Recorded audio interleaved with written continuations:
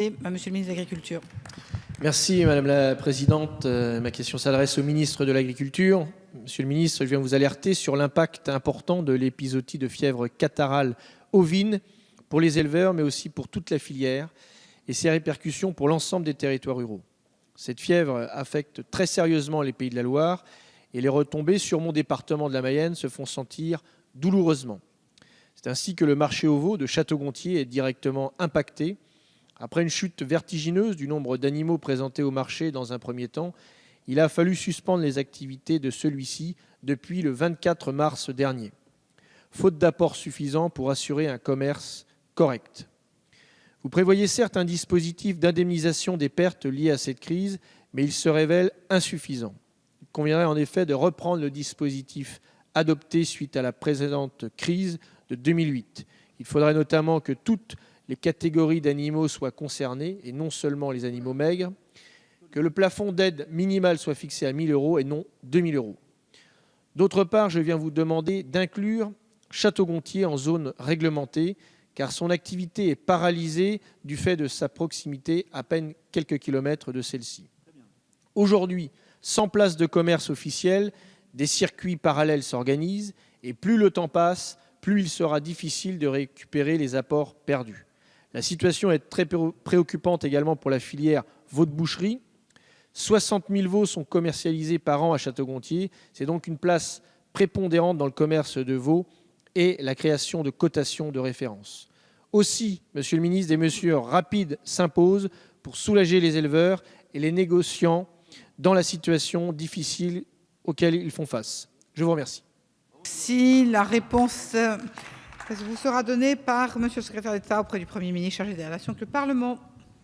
Merci Madame la Présidente. Monsieur le député Guillaume Chevrollier, je vous prie d'abord de bien vouloir excuser Stéphane Le Foll qui ne pouvait être présent ce matin. Comme annoncé par le ministre chargé de l'Agriculture le 26 janvier dernier, je vous le confirme, une enveloppe totale de 35 millions d'euros a été débloquée pour venir en aide aux éleveurs d'une part et aux marchés aux bestiaux et négociants en bestiaux d'autre part, qui sont malheureusement concernés par l'épizootie de fièvre catarrhale ovine. 31 millions d'euros sur cette enveloppe sont consacrés à l'indemnisation des éleveurs qui ont subi évidemment un préjudice du fait du blocage des animaux, le temps que la campagne de vaccination se mette en œuvre. 4 millions d'euros ont été débloqués pour aider les marchés et les négociants en bestiaux impactés par les mesures de restriction du mouvement des animaux mises en place dans le cadre de la lutte contre cette maladie. Le dispositif sera ouvert aux opérateurs économiques commercialisant au moins 2500 têtes bovines ou l'équivalent en veau ou ovin présents dans la zone de restriction et les départements limitrophes. Les opérateurs économiques qui se situent en dehors de cette zone mais qui ont malgré tout été impactés par les restrictions de mouvement d'animaux pourront au cas par cas être pris en compte. C'est le cas notamment du marché de Château-Gontier. Pour les marchés de gré à gré, comme les marchés de Château-Gontier, l'aide sera de 50% de la baisse du chiffre d'affaires de l'activité maigre par rapport à l'année précédente pour la période comprise entre le 1er septembre et le 31 décembre, dans la limite évidemment de l'enveloppe budgétaire.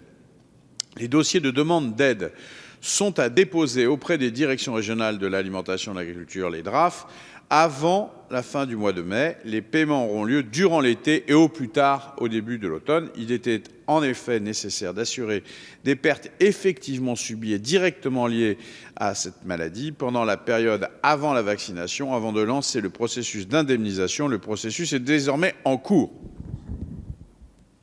Merci, Monsieur le ministre. Monsieur Chevrollier, rapidement, s'il vous plaît. Oui, merci Madame la Présidente. Je voudrais tout d'abord dire une fois de plus, je constate l'absence du ministre de l'Agriculture pour répondre aux questions agricoles. Je le regrette parce que l'agriculture a une place essentielle dans notre économie nationale. Bon, je prends note de la réponse du ministre en charge des relations avec le Parlement. Sur les aides au cas par cas apportées aux marchés qui sont en dehors de la zone, je serai particulièrement vigilant sur la mise en œuvre du plan mis en place par l'État. Merci. Merci beaucoup. La parole est à Monsieur Michel Vozelle.